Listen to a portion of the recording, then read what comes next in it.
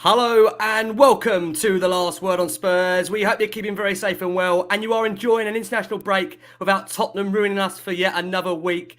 Delighted to be joined by the brilliant Paul Coyte, Dean Austin and our crazy training instructor Lee McQueen. We get straight into these guests in a second. But thank you as always for joining us. If you're listening to the show for the very first time, you can find us on iTunes, on Spotify, or on Audio Boom. We're across a different range of audio platforms. We are, of course, across social media. We're on Twitter at Last Word on Spurs. We're on Facebook and Instagram too. And for better or for worse, you decide. We're also live on YouTube.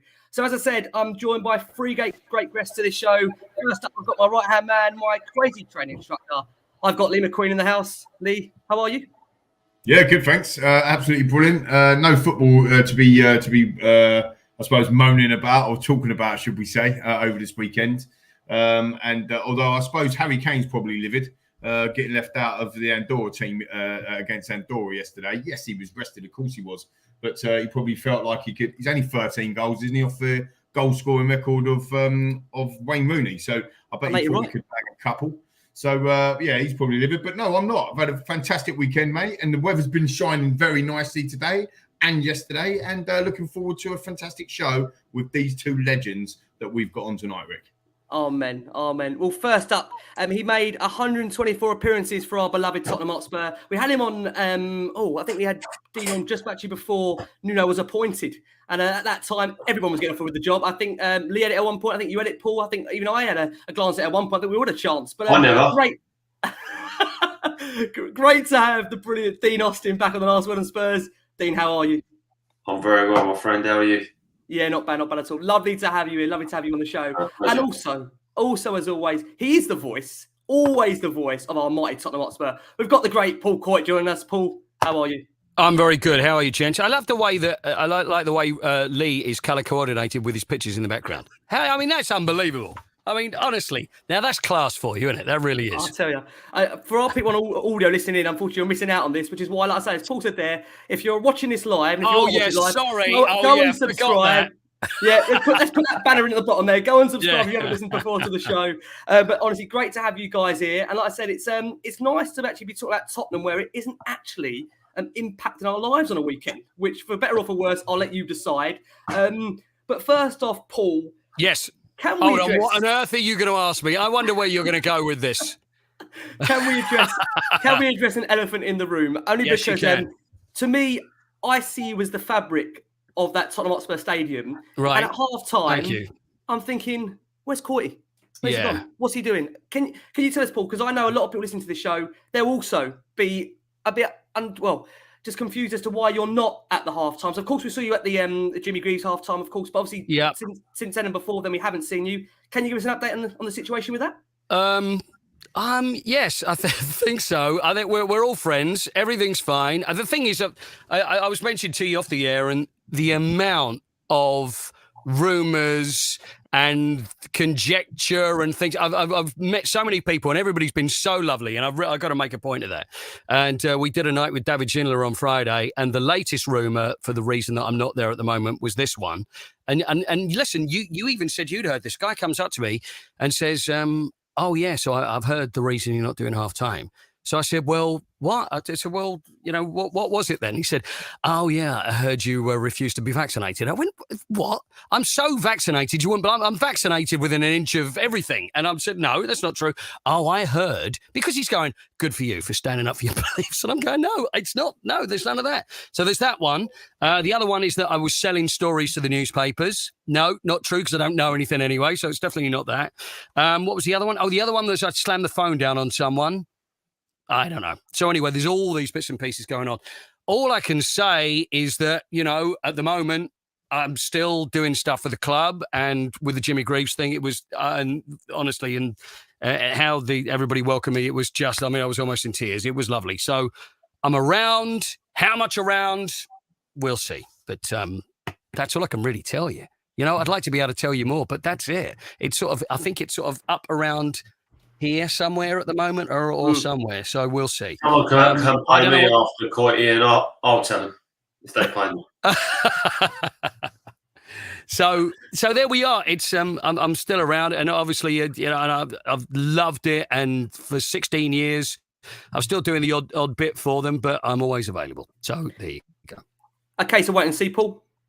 I think it does. I think it is. That's the way I'm looking at it. But I am vaccinated, so you're okay. Thank you for that confirmation. If anyone wants to check out NHS records, feel free to do so. They're not public knowledge, but there you have it. Guys, did you hear that then? You heard that, right? Did you heard that one too? What? Yeah. On Twitter. I think it was on social media, wasn't it? Oh, was it really? I think so, it was. yeah. I think it's probably because the way it is because some of the hospitality stuff, and it's COVID related, and that's the reason that we're not doing hospitality because of all the reasons to do with COVID-19, etc. And I think that might be it, but it's nothing to do with vaccinations. I can tell you that. That's absolute cobblers. I guess I say. Well, mate, just on me. I mean, we miss you, buddy. The quicker you get back in there, you're the voice of Tottenham Hotspur Stadium. So the quicker you get back in there, the better. 100%. Here. Absolutely, I totally agree. Dean, coming to you actually. The bizarre thing is, the last time we had you on, Dean, we was currently looking for a new manager. That, of course, ended with Nuno. We're still looking, are we, Dean? We're still looking, weren't we? Give it a couple of weeks, we might be looking again the way it's going. I'm all really net and jest, by the way. And a lot of people were saying, give it time. And of course, like I say, we're very early into a season. The guy did only win Manager of the Month in August. I mean, just the funny thing as Tottenham fans, like, we are a very special bunch. I'm one of them. I've never met a fan base that we have the Manager of the Month for August and come September we want him to leave. It's just very special. And I love it. Obviously, I'm a Tottenham fan, one of our own, all that. But it's an interest. It's because, Rick, it's because that things go from being so good to being completely the other way so quickly. I think that we've had it quite a few times, and I think that we have. We do accept it, but I think that we've struggled with dealing with it now. I agree. Do you know what, Dean? We'll start with you because it has been, should I say, an interesting start to the season. Of course, we had the 3 straight wins in the Premier League. Nuno heralded with the Manager of the Month. Then to have 3 London derbies consecutively, with obviously we had Palace, Chelsea, Arsenal, that all ended in defeat. Everybody in uproar. Where are you at the moment, Dean, going into this international break? Obviously, we just beat Aston Villa. There's a bit more spirit, I would say, around the camp. It was a bit of a good performance, I would say, against the Villa side that they only beat Man United the week before.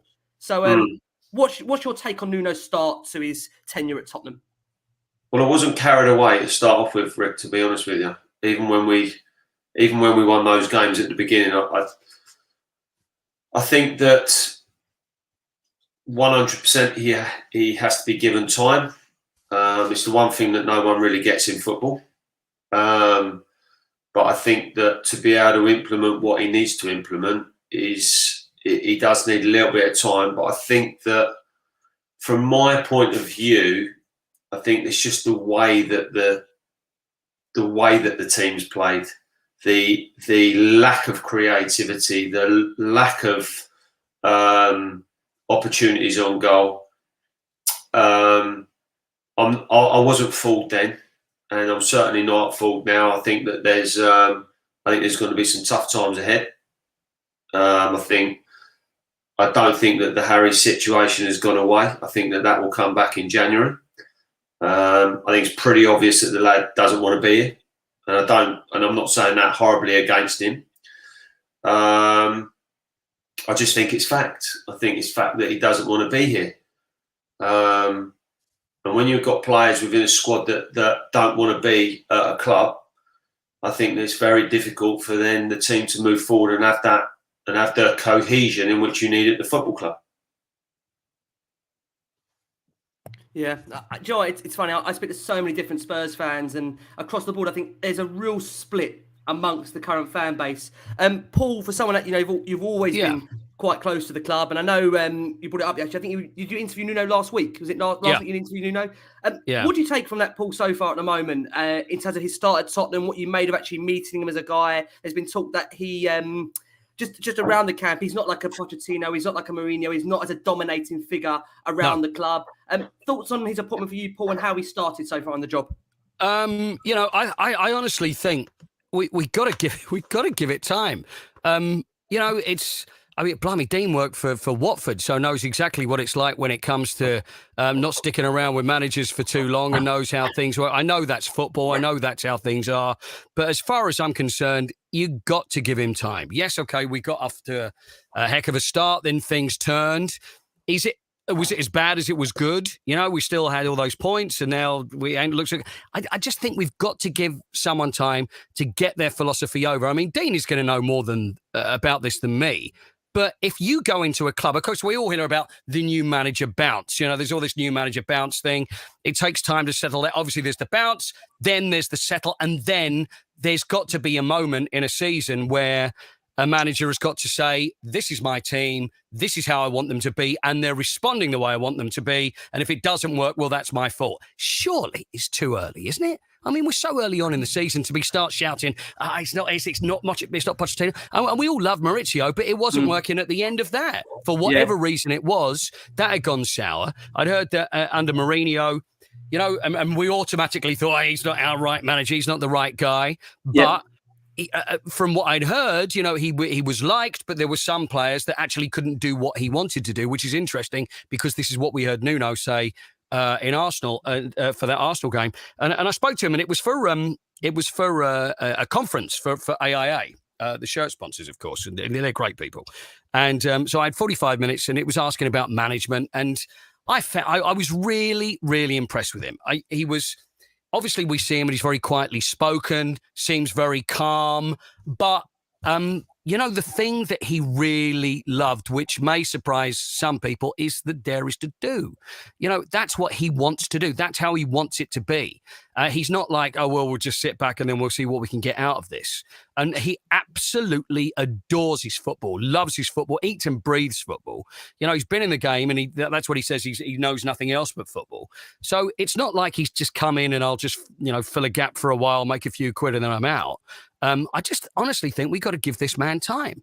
And we've just got to try and just relax a little bit, and then we'll see how things are. 6 months down the line, if we're in a disastrous position, then we can start shouting. But let's give the guy a moment and see how we go. Yeah, Paul, I think I'm not speaking for you. I just think generally as fans, patience and Spurs, generally, that's two things that we find it very difficult. And of course. Lee, I speak to obviously a lot of the time. Lee, I think it's fair to say when we do these shows, and it's always hard now because the audience at these shows get of trying to find that right balance. And sometimes for better or for worse, when we record straight after a game, everybody knows the panel we've got. We've got such a passionate panel that all absolutely love the football club.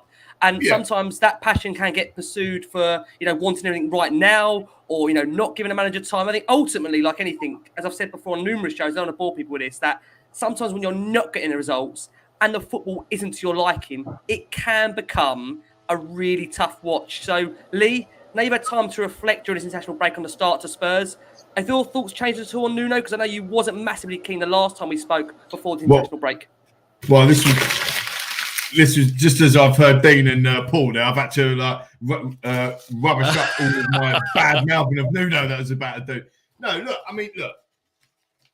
I will back the manager, whatever manager that we've got. And I want, it's actually quite refreshing to hear Paul say that about Nuno because, you know, you was in his company and he wants that to dare to do. I personally thought that when he come in, he said, I want to make you proud. We're going to make you proud. I thought it was a PR. I think it felt all contrived. It didn't feel like it was authentic coming from him. So it's actually quite nice to hear that actually there is, he does live and breathe football and he does want to really do well. You know, there's some people out there that would just pick up the paycheck and clearly he's not one of them. But coming back to a point that Dean made is that it's not necessarily Nuno, it's the style, it's the way that we're going about it. I think not everybody, I think most Spurs fans would stomach losing 4-3 or 4-2 if we've given it a go. If we've gone out there and said, you know, come on, let's go. You know, if you look at the statistics, you know I'm one for the blue book, but you look at the statistics, and Rick, you've read them off on all of our shows, you know, 20th for the amount of chances created, amount of goals scored, you know, what in the Premier League, it just wasn't good enough. I appreciate that we've gone over the Nuno piece, and this is what the show's about tonight, so I'm going to regurgitate some of it, but, you know, he's had some serious issues to deal with. He's walked into the football club after knowing that he was, 5th, 6th, 7th choice. That's a problem already. It's tough. but he's gone in for it. He said, look, I'm going to get the set fans on board with, we're going to make you proud and we're going to work and work for the football club. And then he's had to walk in, as Dean said, into the Harry Kane situation, which is an absolute nightmare for any manager. Surely that has got to be a full-on problem. He's had to deal with that. He's had to deal with the South American players that have actually gone off and then they've had to come back and then they've had to quarantine and is not available. So he's had a lot to deal with. But I will say that by saying pragmatic football, we've just stomached it for 18, 19 months, right? And I don't think anyone, I might be wrong, but I don't think anyone in this on this panel, you're Mr. Tottenham, Paul, and Dean, you've played for an amazing football club over nearly 150 appearances, as Rick said before. We always want to play kind of front foot football, create chances. That's what we've been. You just spent a night with David Ginola on Friday. Imagine David Ginola. I didn't spend the night with him. I just want to make that clear. I didn't spend the night. I wanted to, but he didn't want any part of that. Yeah. For the sake of Paul's rumour mill, we can't have that getting Actually, you know what? You can let that one go, actually. I don't mind. Yeah, I used to have a picture of him on my wall as well, mate. So I've got Barcelona on the phone here. Paul, one sec. Hold on. David Ginola for the night. What's going on here? He'll go Coyte. Well, you know where I'm coming from. You look at some of the expansive football and so on. Look, and did we win loads of stuff playing expansive football? My mind has been changed so many times, guys and viewers and listeners. Like I think to myself, right, well, maybe we'll go pragmatic, and if we win every game 1-0, I agree. I mean, even Tuchel is quite pragmatic in some of the stuff that he's doing. But then when you're losing 1-0 or 3-0 and you're 1-0 up, and then you're sitting back for 18 months, and then you're getting beaten by West Ham or drawing West Ham when you're 3-0 up, and you're getting beaten or taken to the cleaners by Fulham, and you're scraping a 1-0 win against West Brom. You're sitting there and you're thinking, come on. So this is the Jose Mourinho era. So what I'm just trying to describe is that the fans' attitude and what we've had to go through. So when Nuno comes in, you're thinking, all right, let's go again. Let's get a project. Let's go for a plan. Let's go for where we've got a new director or managing director of football coming in. We've got a plan. This is where we're going to go. And we got off to a great start. I didn't think we played badly against Man City, to be fair. It was a 1-0, but I didn't think we played badly. We got away one against Wolves, let's be brutally honest about it. And also one against Watford as well. But we're top of the league. And I agree with Dean. Like, I wasn't I do get carried away in a lot of stuff, don't get me wrong, right?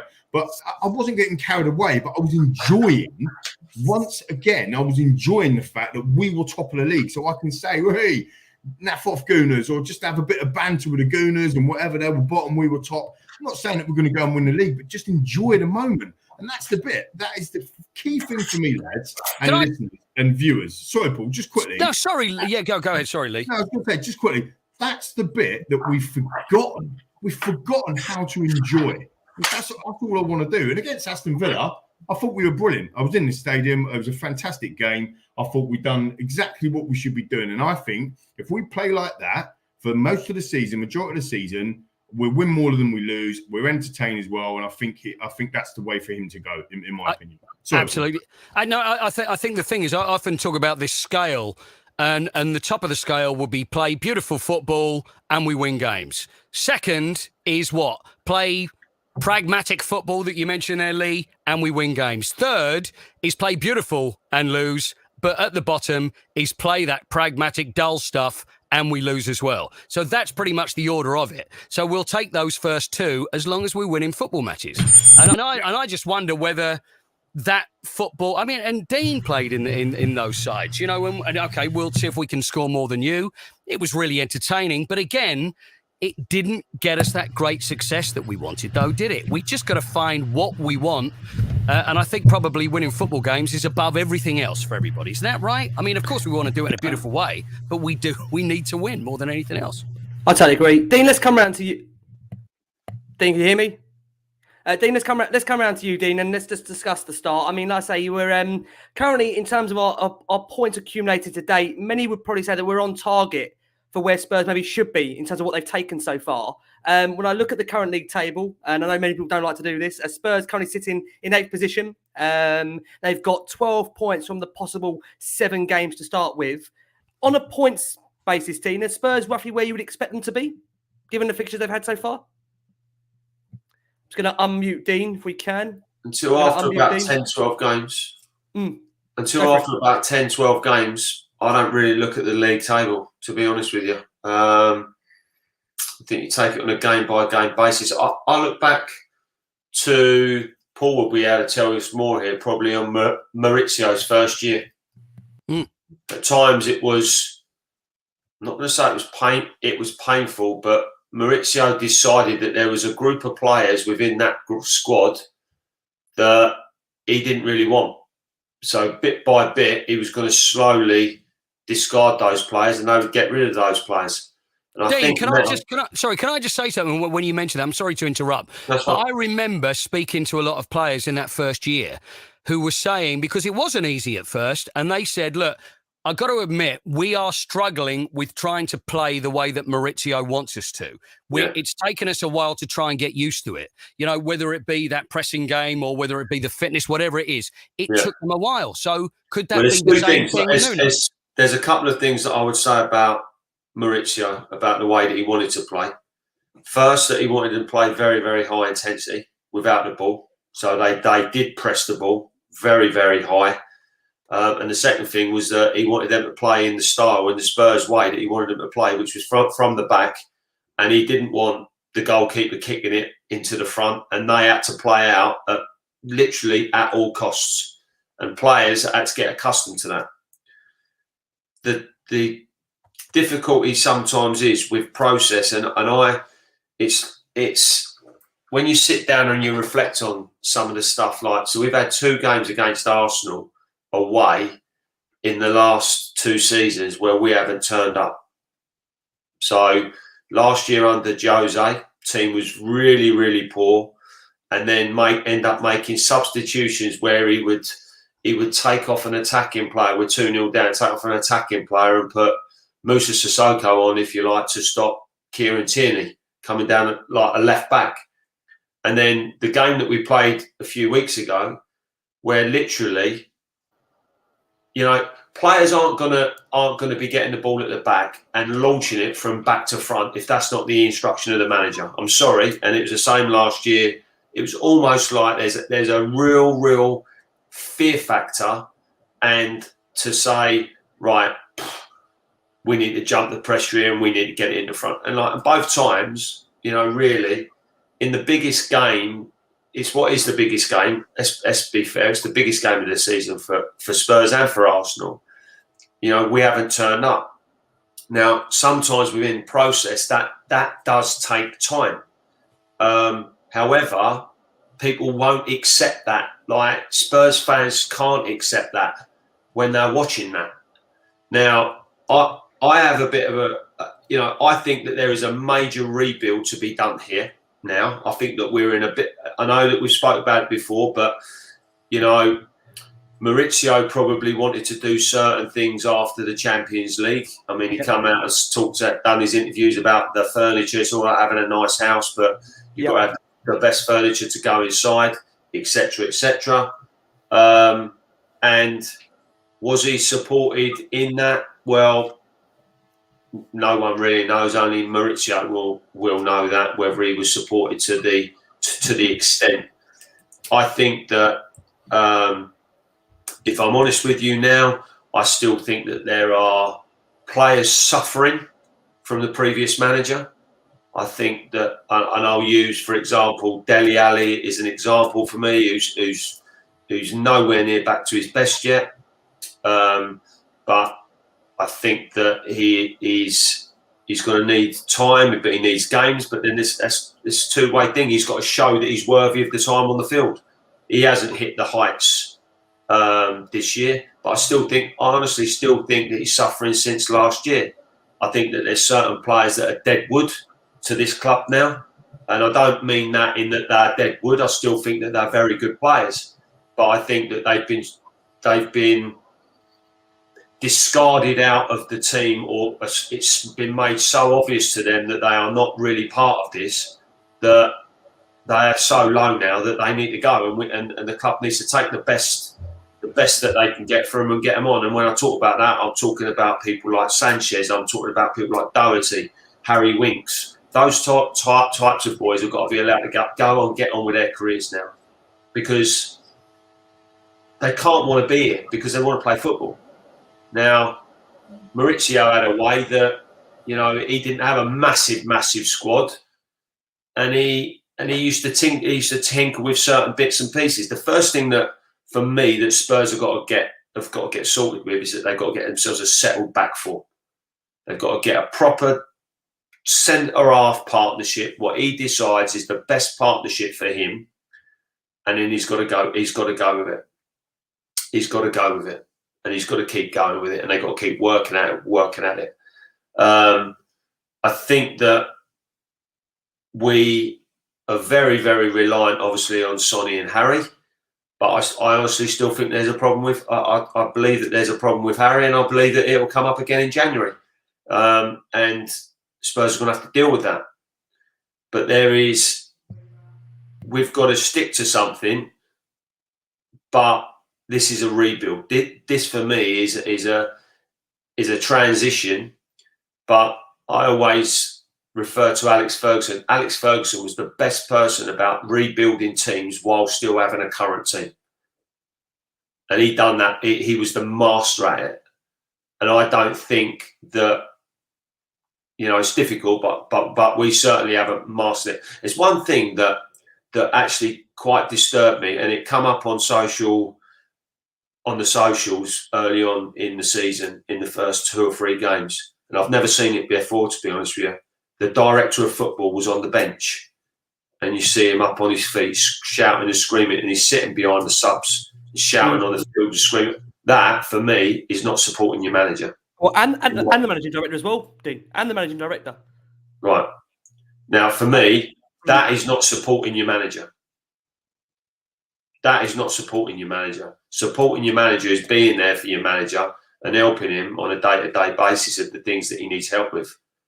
Can I ask, what does it mean then? Because there's so much we hear about director of football, and we've heard of directors of football going back to David Pleat, and in any club, what is the true role and what are they there actually to do? Is it just to sign players? Do they get involved in the day-to-days? What are they supposed to be, Dean? Well, I'm director of football at St Albans now. And my role is to support the manager. We've got loads of things that we're looking at. So player recruitment, player performance, academy, to make sure that everything underneath is running as it should run, so that it gives the manager the best possible chance of winning football matches on a Saturday afternoon. Right. That is the role of a director of football. And a lot of it will be on the recruitment of the signing of the right players. My view would be that when you come to sign a player, you will have a certain position. You need a centre forward. You will give the manager 4 or 5 options, or 3 or 4 options. In our case, it's very much hard, but it'll be 3 or 4 centre forwards. Right, Nuno, which one do you want? Right, I want this one. Right, okay, let's make that deal happen. That is what a director of football. That is part of the role of a director of football. And does it usually work? I mean, in your case, I can see that. I'll put it another way. If you're a manager, I'll put it another way, Coyte. You know, the way that the volatility around professional football now, or professional management now. Why would you give? Let's say, for example, why would you give a new manager within a football club? Why would you give him 100 million? Let's use 100 million. It's pie in the sky money, but let's say why would I as an owner, give a manager £100 million to spend on assets to bring into the football club, and then after 4 months sack the manager and then employ another manager who's then going to come in and he's going to want 100 million to sign another batch of players? It doesn't make sense in any business whatsoever. That's why the role as director of footballs within clubs has become so common at a lot of clubs. Yeah. Joe, it's an interesting one on the managing director and the technical performance director, because, you know, it's who's the managing director? Sorry. Well, Fabio Paratici, of course. We've got Fabio Paratici there as the managing director. Then Right. you've got the technical performance director in Steve Hitchin. Right. That obviously wasn't on the bench last season, but is now seen very much with obviously Paratici on there. And it's funny because I think, Lee, you were the one that actually brought this up as a subject on, I think, the previous couple of shows, that why were they not on the bench anymore? But then they were back on the bench for the Aston Villa game. So Yeah, just to interact. I mean, I think it's fascinating actually getting an insight from Dean on that. I mean, let's just say that the managing director of football, right? So he is the director of football, the managing director of football. It's a very, very similar role to what Dean's doing, right? At St Albans. And Paratici was on the bench for the first 3 games. And he's getting behind the team, he's Italian passion, and you can see it all. It's fantastic. We win them 3 games. And then the next 3 games, he's on holiday, drinking double espressos or whatever he's doing in Italy. I know I'm being a bit facetious. The thing is, Lee, what message? If you're a player in that team and you're sitting on that bench and you've got that going on behind you, what are you going to be thinking as a player? Really, realistically, what are you really going to be thinking? Because I would be thinking if that was me in 19. Whatever year it was, and I can't remember that far back, I would be going, hold on a minute, who's running the show here? Who's actually in charge? Who's picking the team? But that's the point. That's actually the point. So for the next 3 games, he's not around. We lose the next 3 fixtures. He comes back for the Villa game and we win. I mean, so that is the question. That's the point. What is actually going on? Like, what is happening? Who's picking the team? Who's bringing in the players? If like you just said, if the director of football's job, a part of his job, a big part of his or her job, is to buy the players. Here's 4 strikers, pick one. We're going to go after 1, 2, 3, or 4. Or here's 3 right backs. Or here's 2 centre midfielders. This is what we're going to go after. Which, by all accounts, everything that I've read, all the research I've done, all the podcasts I've listened to about Paratici, that's exactly how he works. He spreads the net out wide from a transfer perspective and actually starts to go off. That's why we're linked with so many players this season, probably more than most. But the reality is, if he's bringing in players in and then again he's being on the bench, what are the players thinking? I suppose we'll never know. I mean, as an ex-player, you've just said it yourself, Dean. You'd be thinking, hang on, what's going on? So has Nuno been undermined already at the football club? Yeah, I think that it's, maybe there is, but there's got to be a like that, and I'm sure that there will be. There's a clear strategy. There's a clear football strategy of how the club's going to move forward. But I don't think, well, no, I'm not going to say I don't think, it's not healthy when you have that type of person sitting on the bench, shouting and screaming. Listen, Lee, bollocks to whether that they won or lost when he was there or not there. I'm telling you, it's not a healthy situation. Jose Mourinho, let's be honest here. Would Jose have had that? Not a hell in hell. Not a chance in hell's chance. Again, this is my point. This is my point. So, does that mean Mauricio wouldn't have had it either? Does that mean that Nuno just rolls over? That's the point. And Jordan says it makes a good point on screen. I do bang on about this, and I was going to try and avoid the word plan and vision, right? Because Paratici's come out this week and done an interview, and again, is that PR or is he serious about it? Because he talked about a plan, he talked about a vision. But I had my popcorn ready. I'll be honest with you, I had my popcorn ready. I had my large soft drink ready to. How long was it on? 3 minutes. and what actually happened? Just like Spurs, he let us down. He didn't tell us what the target was. What did he say, Lee? Sorry, mate, because I didn't see it. What did he say, Lee? In a nutshell, he said we have a plan, but we want to be competitive. We want to be able to compete. But that was it. There was no other message on there. There was no realistic message. Greg Dyke, right, back when St George's was built with the FA, he turned around and said, and some people laughed at him, right? Because people don't want to be wrong. Greg Dyke come out and said, you know what? We're going to be ready to win the World Cup in 2022 in Qatar. And people were like, naff off, Greg, you're having a laugh. And then we get to the European Championship finals, right? And we lost, obviously, to Italy. But who's now going to bet against England going to win the World Cup in 2022? This is a plan. This is a long-term vision. Newcastle just get taken over. It's got nothing to do with about the amount of money that are coming in, but it's about coming with intent. And they've turned around and gone, we want to win the Premier League within the next 5 years, 5 to 10 years. Where is our ambition to go and win trophies or win. It's always about being competitive. Yeah, I think to be honest with you, I think fans need to know what the plan is. And under Pochettino, they knew what the plan was. They were coming in. We had a project, we had a plan. We knew where we were going. And since then, and you're right, the first 7 games in the Premier League under Pochettino, we had 11 points. Like we lost to West Brom, we got battered by Liverpool. Now we got 1 point more under Nuno than Poch. We keep going back to Poch because you're right, Dean. He played front foot, high press football, the Tottenham way, and then we got results. Let's be honest, his first year was rocky. It was, and he even said it himself that he was going to lose his job before the Villa game when Kane scored that deflected free kick. So we know the history there for sure.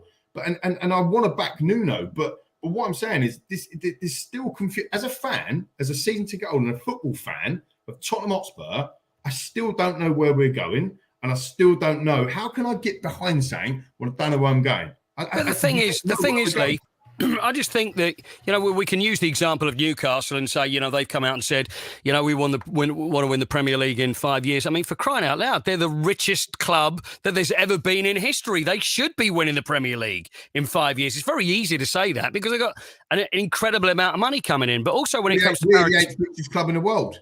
No, we pulled more revenue, we pulled more profit, than any other football club outside of the top 4. But would it make you happier if he'd come out and said, we want to win the Premier League, we want to get into... Of course we do. Isn't it a given that we're going to want to do that? You don't think it is? I don't think so. I think it would make me feel a lot happier because that's your plan. That's where you're going. I think there's a lot of people that are embarrassed to be ambitious. I think there's a lot of people that they don't want to say in case they're wrong or in case they look stupid. Sure. At the end of the day, come out.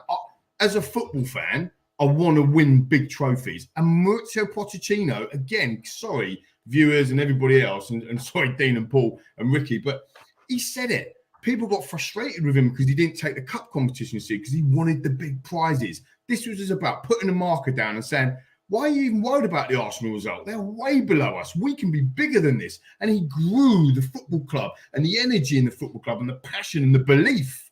And it's just been drained out of the football club. Yeah, but Lee, surely you wanted those cups, though, didn't you? I mean, we can say, we're not going to take those seriously because we're going to go for the big things.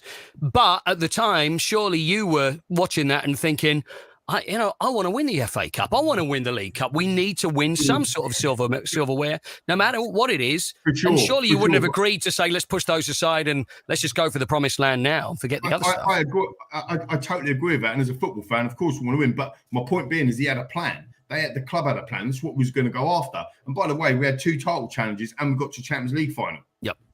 Can I ask?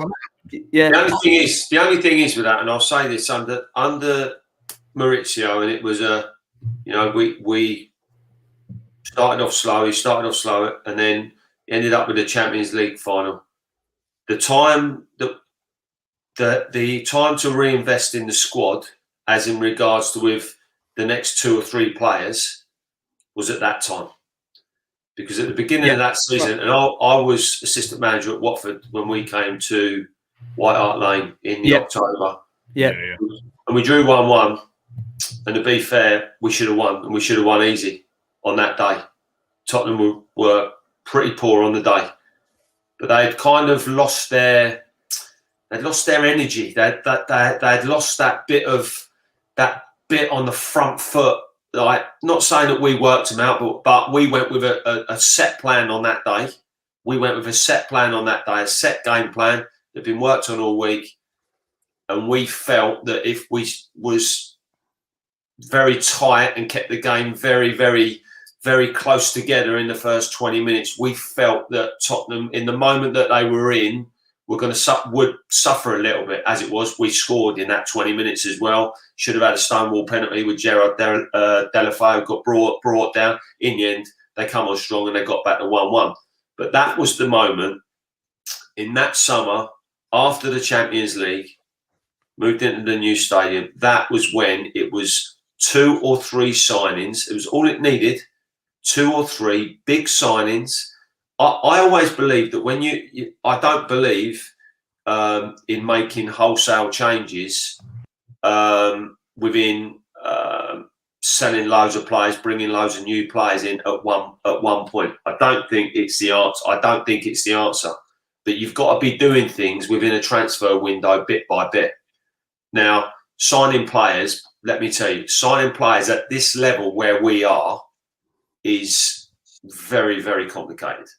It is very, very. It is not as we've seen, Dean. As we've seen, it's very, very complicated. Yep. You are not just going out. The deals are very complicated because you are trying to compete at a certain area, which is really where we're trying to compete, or where we were trying to compete, which was Champions League. Now we're not getting them players because we're not in the Champions League.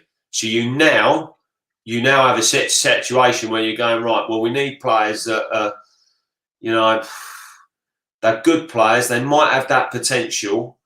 They might have that potential, but they're not quite ready. And that was where Maurizio was when Maurizio started signing all the new players. But he signed these new players, but there was the way that he played improved players as well. Now we're in a situation where I believe the owner felt that the squad was intact after the Champions League. Maurizio, it wasn't really happening, decided to change it, and he went down the line of Mourinho because Mourinho had won however many trophies he'd won. He's a serial winner, and he thought that he could then turn that group of players. It just needed a little bit of tinkering, and Jose would win him a trophy. However, Jose had a very, very different style to what Maurizio had. And then also you've then got the fallout of a lot of players, or hearing about a lot of players that are falling out with a manager. Once a player at this level does not want to be at the football club, you have got to get rid as quick as possible. And there are players within that squad that do not want to be at this football club. And I'm not talking about the English players. I'm not talking about the Harry Kanes. There are players within this group that do not want to be at this football club. And if they don't want to be at this football club, get them gone as quickly as possible. Because if not, they will seep through this club. They will seep through it like a cancer. They will seep through it like a cancer, and the manager will never have a chance. Can't keep blaming the manager all the time. Can I ask? Yeah, no, I take a lot of points you said here on boarding. Coming over to you, Paul, before we go for a quick break. What I want to ask you, Paul, is taking the Spurs hat off for a second in terms of obviously your work around the club, which obviously we adore. As a fan, can you see the direction the club is going in? Can you see it personally for you? I know it's quite a tricky question to answer where we've just started with a new manager. There's been several new signings as well. Is it a case where we've got to give this time to gel before we can actually see where we're going on the pitch? I think so. I honestly do think so. I don't think we can look at it straight away and go, oh, well, there we are. That's what we're going to be, and that's how it's going to work, and that's what it's going to be in the future. You got to be a mind ready to be able to work that out. It was just when I met Nuno last week, and I was just really impressed. He seemed, I know it sounds like crazy little things, but just the way I was talking to him, and I was even asking questions about, him being a father and how he deals with people, and it was all that sort of stuff away from just the way that he works. And and he was even saying, being a father, because he was very much a family man, and we all know what that's about, especially you, Ricky, at the moment. But what it's like, does a father make you a better manager? Does being a manager make you a better father? And he was saying, a father makes me a better manager, so it's very quietly like this. I think that's what he said. He whispered it anyway. But it's just how he deals with players and how he deals with people. And I think he absolutely knows what he wants to do. And I just think give the man time. And one thing, Paul, on that, we just said there, did you find him quite approachable, personal? Before last week, we had Jeff Brazier on, and bless him, Jeff, I think he shut Jeff down quite blunt during his interview. I think he had it with Premier Sports. But in your interview with him, you found him to be quite refreshing. You found him quite approachable. Everybody loves me, Ricky. He's never going to shut me down, is he? Of course. He's never going to shut me down. It's all. See, the thing is, the difference probably with his interview was, what was it? Was it after a loss? It was after. It's about, obviously, he's talking to you on the back of a game where I think it's the Europa Conference game, a game we should win, and he's under intense pressure, I suppose. Well, you're talking to him. It's out of that football game spotlight, and it's more of a one-to-one, right? Yeah, it was. It was sat down, had a little chat beforehand. This is what it's all about, and he did open up, and he felt very comfortable, and it was a very comfortable chat, and it was just very nice to be able to have the time to do that. And and with respect to Jeff, they don't have long. You've got if you're going to do an interview like that, especially after a game, whether it be for TV or radio, you need to get it straight away. Tell me this, tell me that, because everybody knows that they don't have long. Whereas, luckily, I had the luxury of being able to sit down, take my time, and then have him and then question him on a few things, and I really, really liked it. But he's a man.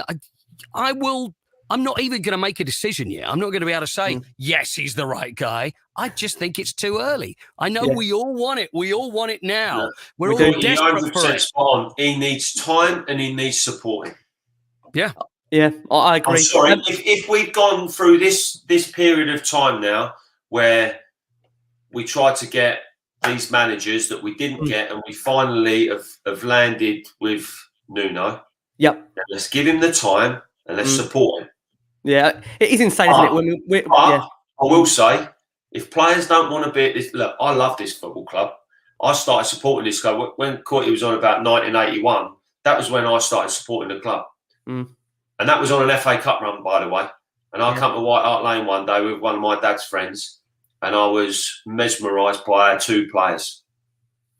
It's all about the glory. Yep. That's all about the glory. So whatever cup competition it is, it's all about the glory. It's all about winning. It's all about the winning the cup. It's all about the glory and the way that we do it. I've got to ask, who were the two?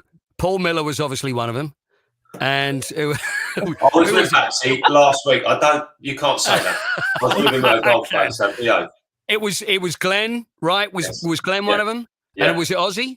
Yeah. There you go. Yeah. There you go. Guys, but the thing I would say, and the thing I would say to that is that if we have players at this football club that do not want to be here, then go. Be gone. Go and sell the club and go. Because you need players that want to play for the club. That want to play with the shirt. Yeah. And I think that there's players within the club that don't want to play. And I think that there's players within the group that do want to be here, that are Spurs boys, that are not getting a sniff. Well, and I think that will rile people. That will rile people within a group. And that does not create harmony for me. Yeah, well, that is where we're going next. We are going to go for our first break of the show. Thank you so much for those watching public on YouTube for putting up with us during this international break. For our listeners around the world, as always, thank you so much for tuning in. We've got more from Dean, Lee and Paul to come. That's obviously for our listeners on audio. For our watching public on YouTube, we're going to get into that right now because I do want to turn our attention to focusing on some of the players so far. Now, of course, one of the players' futures that Dean touched upon earlier, Harry Kane. I think it's fair to say it's been quite a tricky start to the season for Harry in terms of Premier League so far. I think we have to also remember before this international break, he did get a hat-trick within 22 minutes. So I think, again, touching on this subject, it's also important to, again, not get distracted by the fact the guy had the ball in the net 3 times, and that was against maybe a team that was not of the quality or calibre that we're going to be playing in the Premier League each and every week. But Lee, we'll start with you. Harry Kane, 7 Premier League games, no goals so far, of course, in the competition. Any concerns for you about Kane between now and the rest of the season in the Spurs shirt? Well, sorry, correction. 5 Premier League games. He didn't play the first 2, so you can't put them in there.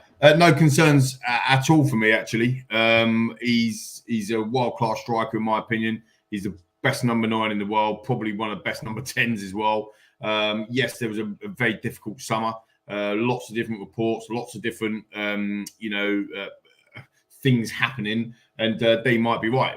There might be still a hangover from there. But no, he averages 2 goals over the last 7 seasons. He's averaged 2 goals in his first 6 Premier League games. He's only played 5. So he's only 2 goals behind his average, is what I would say to that.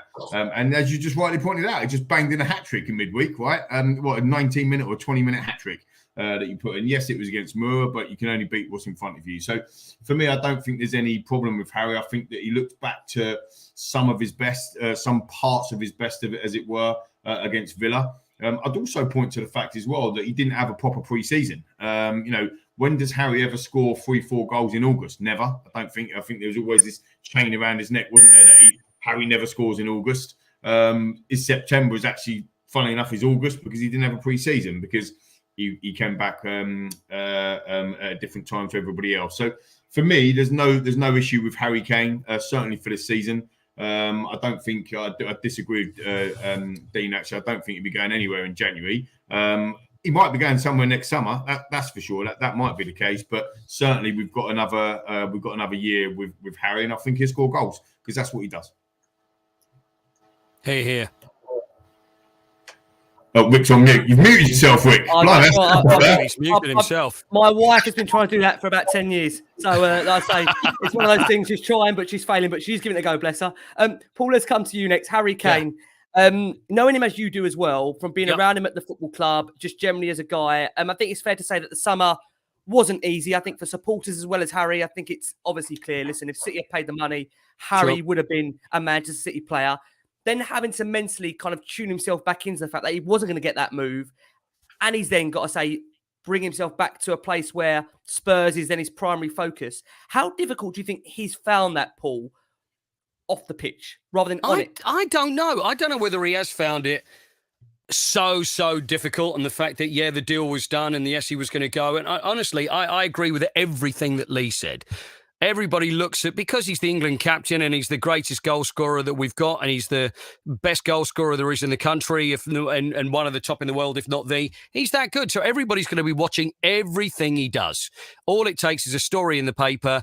Oh, he's definitely going. He's definitely going to be going for this. It never happened. It never happened. And for him to be able to go back to playing football for Spurs, I mean, I've never been a professional footballer. Dean can answer this, but I don't see that it is going to all of a sudden affect him so badly he can't score goals anymore, because he's a natural goal scorer, and he's an absolute dedicated professional in what he does. So he's not the sort that if he thinks that he's not performing on the pitch, he's absolutely no way is he going to be the sort that's going to go, well, I don't care because I'm going to sulk. We've seen it before. We've seen players that have wanted to leave. Gareth Bale wanted to leave, and we know that he wanted to leave, and therefore it was advised by his agent when he was in Hong Kong, listen, it's in your best interest. You don't play. Harry is not that, and he's not going to be advised by anybody else. Apart from his family who are looking after him as well. His dad loves the club. His brother loves the club. And his brother takes some stick, but they love the club as well. They want what's best for Harry. Harry loves Spurs. Obviously, we'd love to see Harry do what he wants to do as long as it's for Tottenham Hotspur. I mean, I know I'm seeing like I'm spouting a load of hot air here, but I'm with Lee. I love Harry, and I think he's fantastic, and I can't see him going in January. Why would he go? For what reason would he actually go in January? All of a sudden, Man City are going to come in with 160 million in January? That's not going to happen. If they offer 100 million, why should Daniel Levy accept that money? Because he's still got another 3 years left on his contract. I don't think he's going anywhere. I really don't. And Dean, welcome. Yeah, I mean, Dean, let's come to you on this point, because as I've said, there's been so much speculation over Harry, of course, over the summer.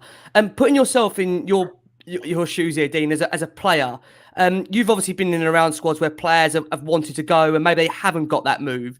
What does that do for the rest of the changing room when there's that player in there that may have been the star player that wants to go, doesn't get the move?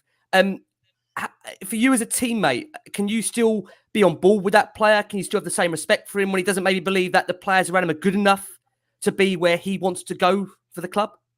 Depends how they react around the training ground and on the training field. I think if you've got a player, if you're playing with a teammate who you still have to trust in that he's gonna give his all, then it's never a problem. I played with a particular player, not at Tottenham, by the way, and I'm not going to name the player. Who was at a football club that I was at. You wouldn't need, well, I didn't play for give us a clue. What did he look like? Yeah, well, I didn't play for that many clubs, but it wasn't at Tottenham. And every day, he was not a good person to be around. He was not good for team cohesion. So basically in training, I'd try and kick the living shit out of him every day, because at the end of the day, if he didn't want to be around us, I didn't want him around us. I don't think Harry is that, not at all. I think he's a consummate professional, but I think he obviously wanted to go, and he's probably still going to want to go, because if we're going to do anything, it's going to be nicking a cup. We're going to be nicking a cup. We certainly ain't going to be winning the Premier League. We've got to be trying to get in the Premier. We've got to be trying to be getting the Champions League. Our best chance of doing that is with Harry Kane at the club. However, I don't know how Harry is around the place. I think that, listen, he's got far too much respect for the fans of the football club, and in being a fan himself, that he's never going to toss it off, if you know what I mean. He's never going to do that. He's not that type of person.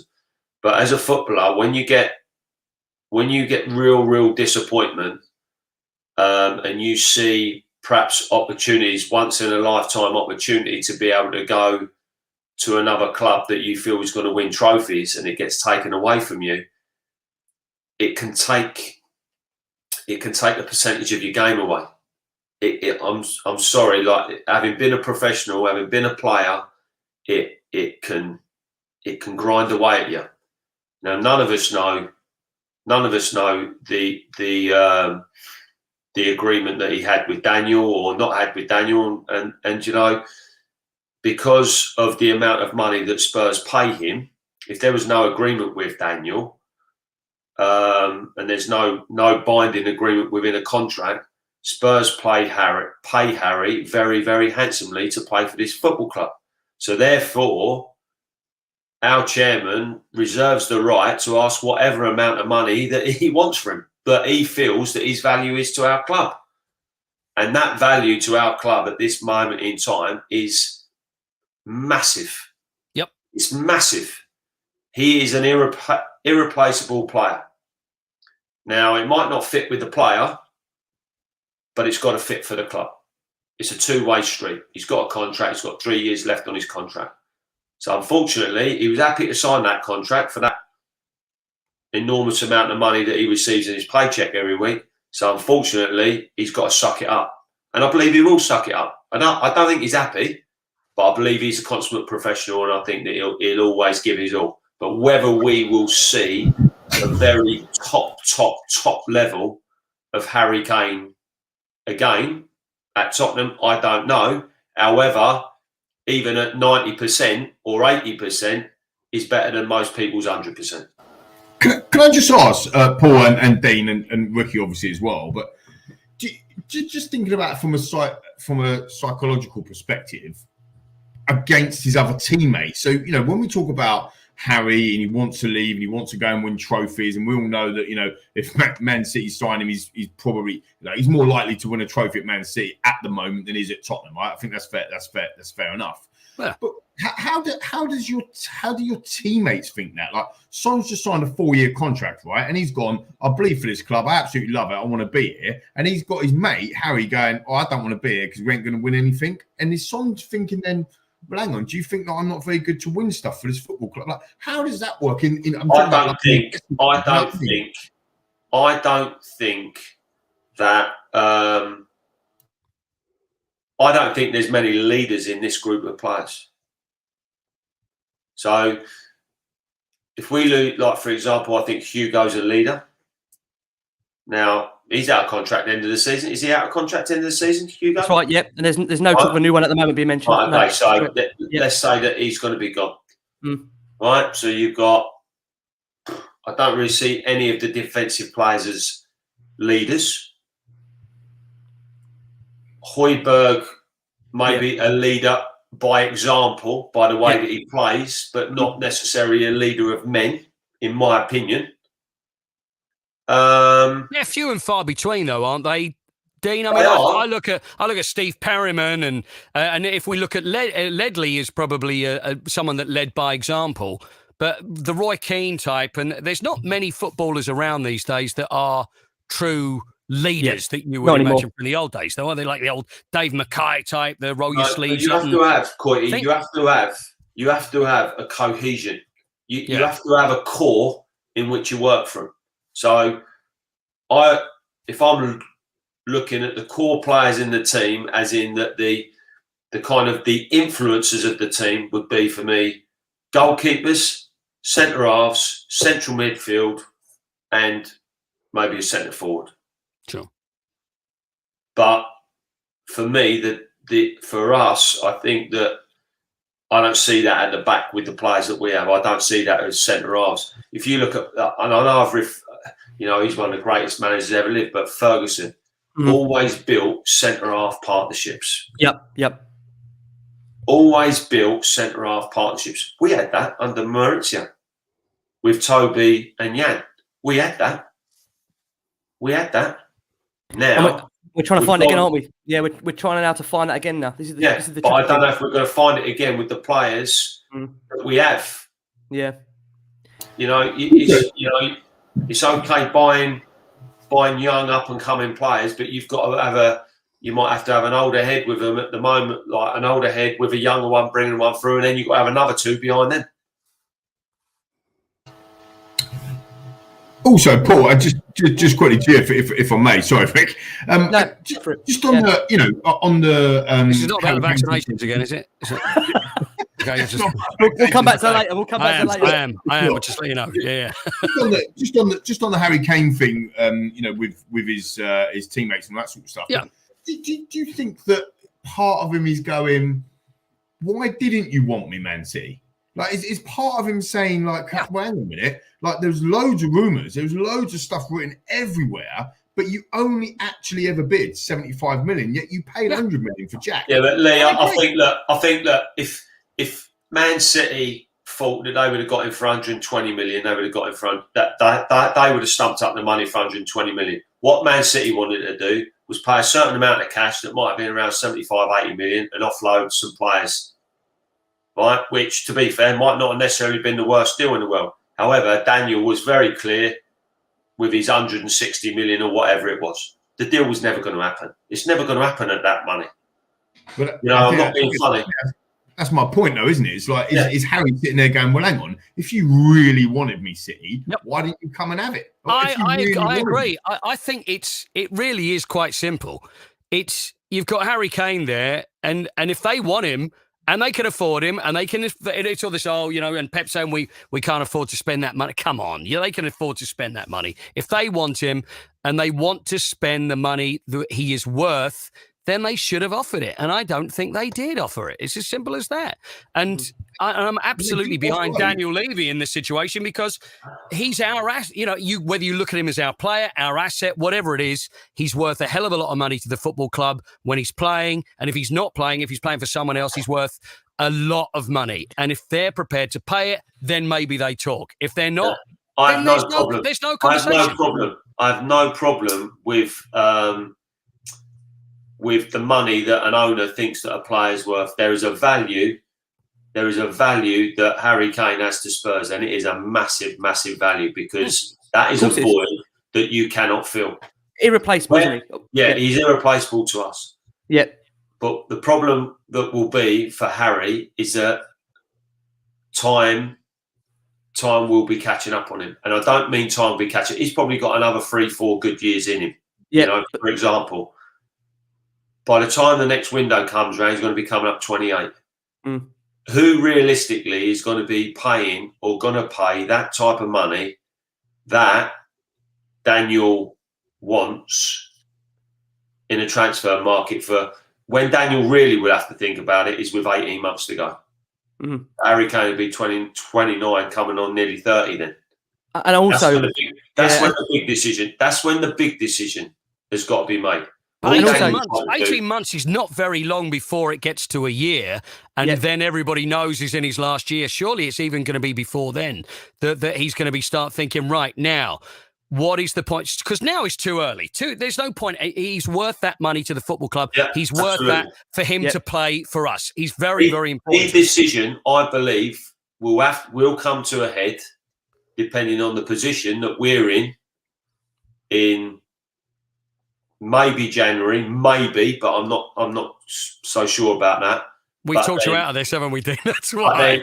But then next season, at the end of the season, in what European competition that we're in?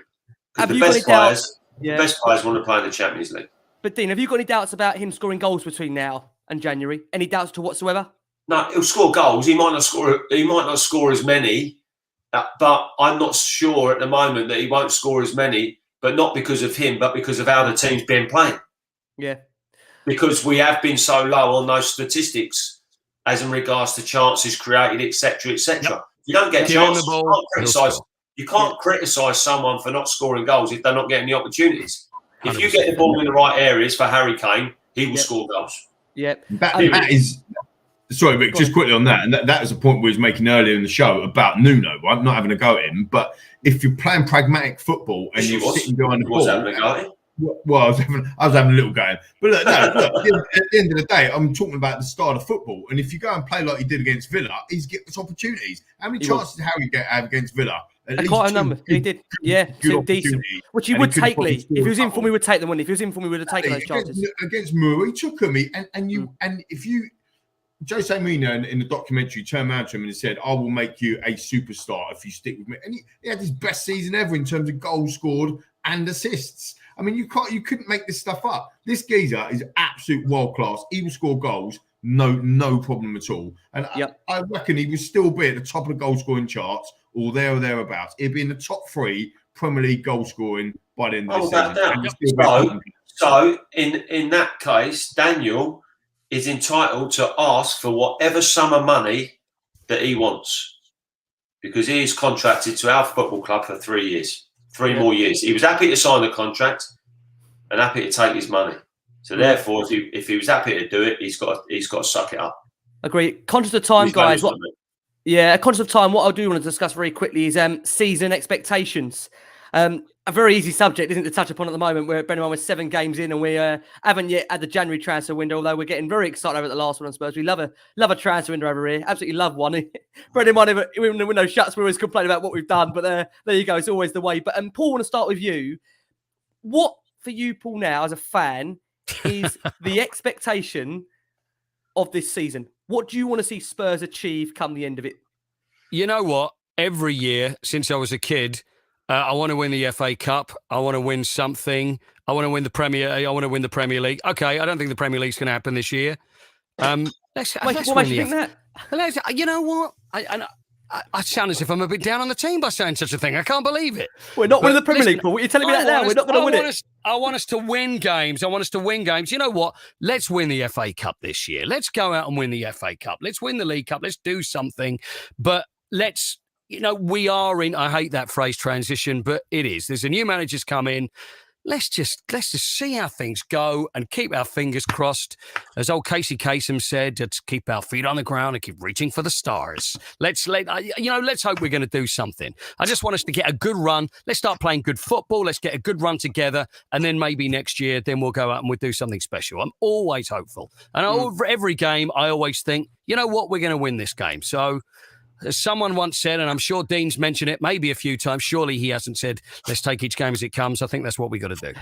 Do you know what's funny, Paul? I think, Paul, we've had you on the last 4 or 5 years, and I think you've said exactly the same. And you're right what you're saying. We all want the same old shit is what you're saying. No. But the same old crap. Yeah. All joking aside, what you say there is what, as fans, we all want. We would love to all be in the top 4, which, let's be honest about it now, although Newcastle, that takeover has just occurred and it's maybe not going to have the impact for another 2 or 3 years. That's yet another club Spurs are going to have to try and be cute, be magical in terms of trying to find a way against. And if you're not going to be able to do the top 4, you've got to give the fans something to hope for. And the trophies, like I say, as a team growing up for me, my dad always said to me, Spurs are a cup team. And, it's not his fault, but since I've been born, the cup success has been very, very little. And I've got to pass this down to my little one, who I'm just trying at the moment not to let him watch football until he's about 15, in the hope that it will... My son, Joe, hello, Joe, he's watching this at the moment, and he's 14, and it was...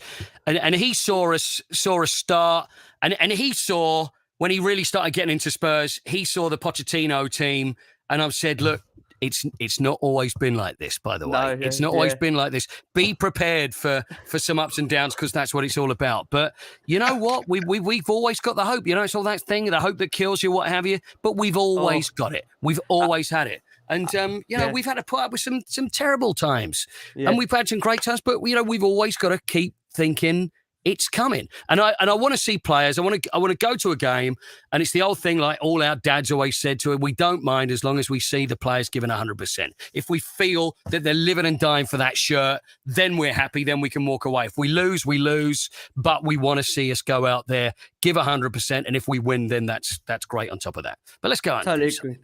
Totally agree. It's so funny. Dean, this is funny. On a great show could do with Dean at right back. No problem with that. Yeah. I do think Emerson though did play well the last game, so we've got hope. But Dean, for you as well this season, what's the ambition? What's the expectations for you? Because all I keep being told is it's a transitional season. God, it is a transition. It is a transition, but we've still got good players. We've still got, and when you have got a front three with Harry, Sonny, Lucas, Bergwijn, you've always got a chance. I realistically would like to see us get to a cup final, whether it be the Carabao Cup or whether it be the FA Cup. I'd like to see us have a right go. I'm not really convinced about this other European thing. I've got to be honest with you, I don't even know what it means. However, I think realistically, I would like to see us finish somewhere between 5 and 7, because I think that we've got the capabilities to do that. Is that top or bottom half, Paul? Dean, just to confirm. No, mate. I think it's a tough ask to finish in the top 4 this year with the big 4 that have all gone and basically just added to what they already had. So I think it's going to be quite difficult. But I think that I want to start seeing it build. But I want to see the biggest thing as a Spurs fan. I want to see players. I'm going to go a little bit to what Coyte said. I want to see players that don the shirt and want to go out and want to give it everything. Amen. For the football club. I want to just see him give absolutely everything and leave. And look, people are always going to be critical if you're not winning games. But listen, if you go out and they're talented players. They are talented players. Because if they weren't talented players, they wouldn't be playing for Spurs. But leave it all out there. Leave it all out there. I agree. Do you know what's funny? As all these comments come about transition, we've got Spurs squad there training for transition. Jawad said, why does every season feel like a transitional season? Maybe it's because supporting Spurs, but Lee, just to close it with you, tell us what your thoughts are. We speak every single week. You have to do these shows with me, which at times are quite tough. I think it's fair to say, we've had our ups and downs. We had 4 to 5 years of great Pochettino football. And I think we always knew on this pod that we launched at a fantastic time where Spurs were always on an upward trajectory. At some point, we were going to come across tough times. As Paul said, it isn't always going to be plain sailing. I think it's fair to say this last 18 months has been a massive challenge for us to try and keep sane, to try and obviously do these shows. So what's the ambition for you this season, Lee? What can Spurs achieve? I agree with the guys, with Paul and Dean, to be fair. And you know me, Rick. I just want to see. I want to see us giving it a go. That's to dare is to do. If Nuno loves to dare is to do, let's go dare. Going back to I keep talking about Poch. Let's go back to Harry Redknapp days. He'd put his arm around you and go, "We're going to give it a go today." And so go and have a go. Go and have like 7, 8, 9 attempts on target, 14, 15, 20 shots at goal. Have a shot from outside of the box. That's what I think if we play like that, like we did against Villa, we'll win more than we'll lose. That's what I think. And that's what, if you look at the statistics over the last 10 seasons, the average points to get you into the top 4 is 72. Well, of 10 seasons, it's not like last season for 10 seasons. 68 points gets you 5th, 62 points gets you 6th. So I'm with Dean. I think we're in and around that. I personally think that the top 4 is beyond us. But I think that we can definitely finish 5th. 5th last year was 66 points. We're on a trajectory at the moment with 12 points out of the first 7 games to hit 60 points. So you're hoping that Harry's going to start firing in the next couple of games, and we're going to start gelling a little bit more and going after. We're playing a club that hasn't won a game all season, and then they get new owners. You couldn't make it up, could you? New owner bounce. I mean, I don't think we've ever said that before. New manager bounce, but we're going to be playing Newcastle with a new owner bounce. Yeah. But only Spurs. Only Spurs that could happen. Honestly, that should be seen for the players as a challenge. Exactly. Yeah, exactly. It shouldn't be something to be frightened of. They should be looking. Let me tell you, go to St James's Park. I played at St James's Park when Kevin Keegan was the manager. Yeah. And it was their first season that they come up in 92, 93. 93, 94, and it was our first league game under Aussie. And the euphoria around Newcastle at that point, because they just got promoted, Kev Keegan, this, that, and now, the euphoria around that club was phenomenal. The atmosphere was electric. However, as a player, we went there that day and we played a great game. We won 1-0. Yeah. But we had players that took the challenge on. It was like, we're here to spoil the party. That's what we want. Yeah. That's what we want. However, I'm not sure whether our players quite understand that. Well, and it's also going to be tricky because we've got so many players away on international duty. And we've got quite a few South American players that are away at the minute as well. So there's a whole host of challenges that Nuno has. Maybe they'll go away and play at St James's Park then and try really hard and look great because they think that maybe they might sign him. So maybe there you go. It's a win-win. You watch. We'll win 4-1. We're going to win it. There's no question about it. It's made for us now. We'll win 4-1. Kane will score 4. We'll go to Newcastle in January. You couldn't make this up. Newcastle. You scored it early. No, I think just finishing off on that quickly, Rick. I just think that we have got good players, as Dean said, and I agree with Coyte as well. We've got an opportunity. Let's look. I'm not being unrealistic. I'm just wanting to go down and enjoy football. That's all I want to do. And I personally believe if the players are enjoying what they're doing, if they got a smile on their face, they'll play better. If they start playing better or start attacking a bit more, they'll start winning more games. And I think we have an opportunity to finish in and amongst the top 6, 5. I reckon we can finish 5th. And again, cup runs. We talk about cup runs and getting to cup finals. We got to a Carabao Cup final last year. And I think people forget that. We was in the final. We didn't turn up, to be fair, but we was in the final. I think what we should be looking at doing is winning the FA. I agree totally on the FA Cup. 30 years or whatever it's been. Was it 2001? It says since we 1991. Sorry, 91. Since we lifted, 1991. Sorry, I don't know what I'm talking about. 1991. Since we lifted the FA Cup final, 30 bloody years. That's absolutely ridiculous. It's ridiculous that we haven't lifted that cup since then. And it's like I said on previous shows, and I'm sorry to if you disagree, but this is my view. You can't go for everything, and this is what I'm talking about. Back to the plan. If you want to go after European trophy, but the squad that we've got with players that don't want to be here, as Dean's touched upon, and the squad hasn't been invested in, you can't go and win everything. It is impossible. So you have to choose which you're going to go after. That's part of the plan. Poch had that to a T. And by the way, he got to 3 or 4, 2 cup finals and 3 semi-finals, 4 semi-finals in his tenure as well, even though he didn't take the domestic cup seriously. But the point being is that you can't go after everything. We have not got a squad or a team that can win 4 things. So it's difficult to prioritise. I understand that. Match by match, you go after the matches. But you've got to be able to say to yourself, right, we're building. If we finish 5th this year, and that's all we've got. That's better than what we did last year, and we go again the year after. Maybe we had a cup. Maybe we get back in the top 4.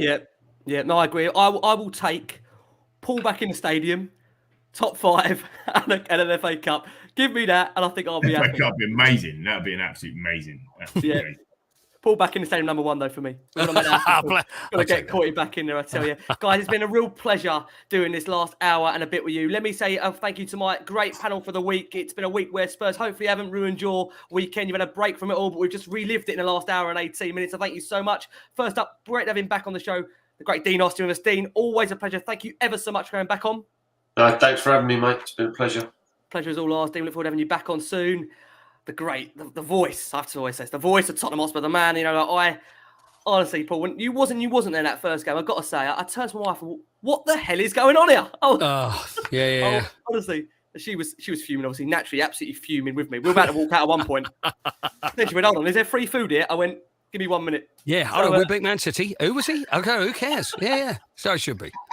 But I'm going to start up one of them survey monkey things, bring back Coyte. Well, I'm going to do the same for you, Dean, playing as well. We'll work together on that. The way the January's market going, Dean might be back in the side after this international break. I tell you. I don't know about that, mate. But honestly, Paul, always a pleasure. Love your work, obviously, on Talk Radio as well. Love you to have you on, Paul. Thank you ever so much, as always. Bless you. Thanks, Talk Sport, Ricky, by the way. Talk Radio, Talk Sport, Talk Sport, of course. Oh, mate. The man, of course, the wonderful Paul Coyte. Thank Lee, you, thank you so much as always. Always a pleasure, Lee. Obviously, we've got an international break now. Obviously, we're back to it next week.